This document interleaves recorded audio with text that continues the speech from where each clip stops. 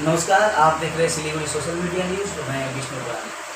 अभी हम मौजूद हैं सिलीगुड़ी शहर के वार्ड नंबर 46 के समन नगर में, और यहाँ ऐसे एक व्यक्तित्व के धनी समाज सेवी सह micro artist doctor Ramesh Shah sir से आप सभी लोगों को रूबरू करवाने जा रहे हैं, जो किसी परिचय के मोहताज नहीं है। सबसे पहले तो सर, हमारे चैनल पे आपका बहुत बहुत स्वागत है। नमस्कार। अच्छा सिलीगुड़ी सोशल मीडिया न्यूज़ के सभी दर्शकों को मेरा नमस्कार। सर, जैसे कि अभी देख रहे हैं कि आपको बहुत सारे अचीवमेंट मिले हैं, माइक्रो आर्टिस्ट होने के साथ साथ वर्ल्ड गिनीज बुक में भी आपका रिकॉर्ड में नाम है। साथ ही इंटरनेशनल ह्यूमन राइट्स के फिर से सर दोबारा चेयरमैन चुने गए हैं सर, और साथ ही बंग गौरव सम्मान जो उससे अभी सम्मानित किए गए हैं। तो ये सारी चीज़ों की उपलब्धियां जो मिली है सर, इसमें कितनी सारी स्टार्टिंग शुरुआती दौर में कितनी सारी समस्याओं का सर आपको सामना करना पड़ा? संघर्ष ही जीवन। और मैंने 32 साल माइक्रो आर्ट क्षेत्र कहें और या सामाजिक क्षेत्र, इनमें मैंने काफ़ी परिश्रम किया, और ये इसी का नतीजा है कि आज मुझे जो सम्मान जो है मुझे मिल रही है। अच्छा सर, और एक बात, हमेशा सामाजिक कार्य में आपके नाम जो है एकदम चर्चा में रहता है। तो सामाजिक कार्य की सर प्रेरणा जो है ये कब और कहाँ मिली थी सर, ये थोड़ा हमारे दर्शकों को बताएं। देखिए, जब मैं महज 5 साल का था, तब से मैं आर्ट तो करता ही था, लेकिन आर्ट करने का साथ साथ में एक इस प्रकार का भावना मेरे अंदर जो उत्पत्ति हुई थी, या यूं कहें तो मेरा जन्मजाति मैं कहता हूँ, तो मैं तब से ही सेवा करने के लिए हमेशा मैं तत्पर रहता था, बचपन से ही। और जैसे जैसे मेरा उम्र बढ़ते गई, मैं स्कूल से कॉलेज किया, और कॉलेज में जाने के बाद में वहाँ आर्ट भी बहुत अच्छा करने लगा, और सामाजिक क्षेत्र में भी मेरा नाम बहुत अच्छा होने लगा। उसके बाद राजनीतिक से जुड़ा, और राजनीतिक में भी मैंने राजनीतिक से ही सीखा सेवा हुआ।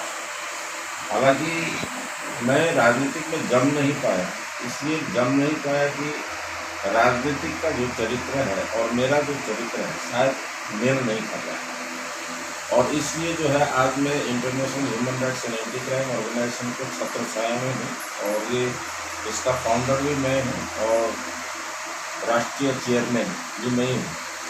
और ये जो ऑर्गेनाइजेशन है ये 26 राज्यों में सेवारत है, और हम लोगों ने बहुत लोगों को काफ़ी सेवा किया। उपेक्षित, पीड़ित और लाचार लोगों के लिए ही ये जो है ऑर्गेनाइजेशन बनी हुई है। हजारों केस हम लोग अपने ऑर्गेनाइजेशन के दफ्तरों में हम लोग समझौता कराते हैं और समाधान भी कराते हैं। जो पीड़ित लोग आते हैं वो रोते हुए आते हैं और हंसते हुए जाते हैं। ये हमारे लिए सबसे बड़ी चीज़ है, और यही से हमारा प्रेरणा और ज़्यादा मुझे मिलता है। जब एक पीड़ित रोते हुए आते हैं और मेरे द्वार से जो है हंसते हुए जाते हैं, इससे और ज़्यादा प्रेरणा मुझे मिलती है सेवा करने की। तो यही इन सब कारणों से विगत 2 साल पहले मुझे डॉक्टरेट की उपाधि भी मिली। हाल फिलहाल में इस वर्ष बंग गौरव सम्मान भी मुझे मिला कलकत्ता से। तो ये सिलसिला अभी ऐसे ही चल रहा है। अंतिम के लास्ट में सर से और एक शुभकामना संदेश लेने जाएंगे। जैसे अभी दुर्गा पूजा निकल चुका है, सामने छठ पूजा और दीपावली है, इसके लिए सर सिलीगुड़ी शहरवासियों को जो शुभ संदेश देना चाहते हैं।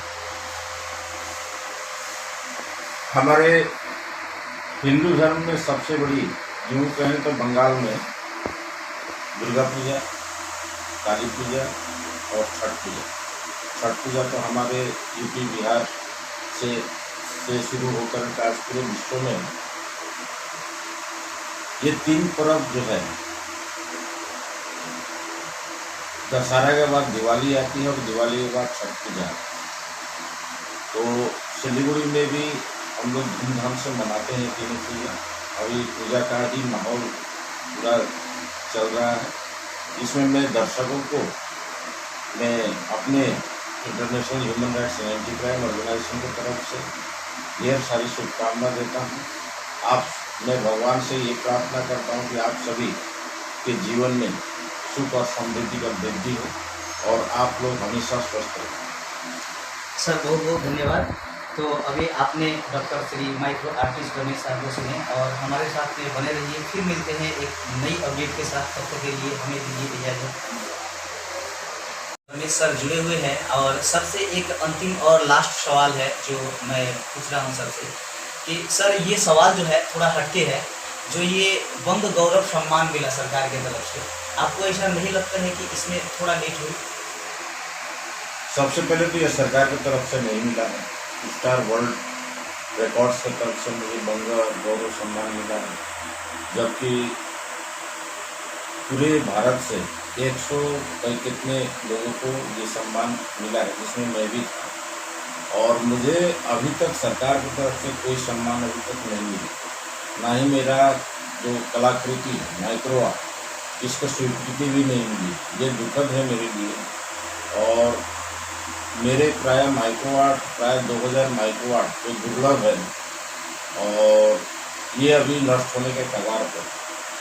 2008 से मैं पश्चिम बंगाल सरकार से म्यूजियम के लिए आग्रह किया था, निवेदन किया था और दार्जिलिंग डीएम ने इसका ज़मीन के लिए आदेश भी दिया था भूमि विभाग को, लेकिन अभी तक मुझे ज़मीन भी नहीं दिया गया। अभी तक म्यूजियम के लिए कोई कदम सरकार की तरफ से नहीं उठाया गया। इसके लिए मैं काफ़ी चिंतित हूँ और इसलिए चिंतित हूँ कि ये जो माइक्रो आर्ट म्यूजियम अगर सिलीगुड़ी में बनता है तो ये विश्व का प्रथम माइक्रो आर्ट म्यूजियम होता है और टूरिज्म क्षेत्र में भी नए आयाम जोड़ते।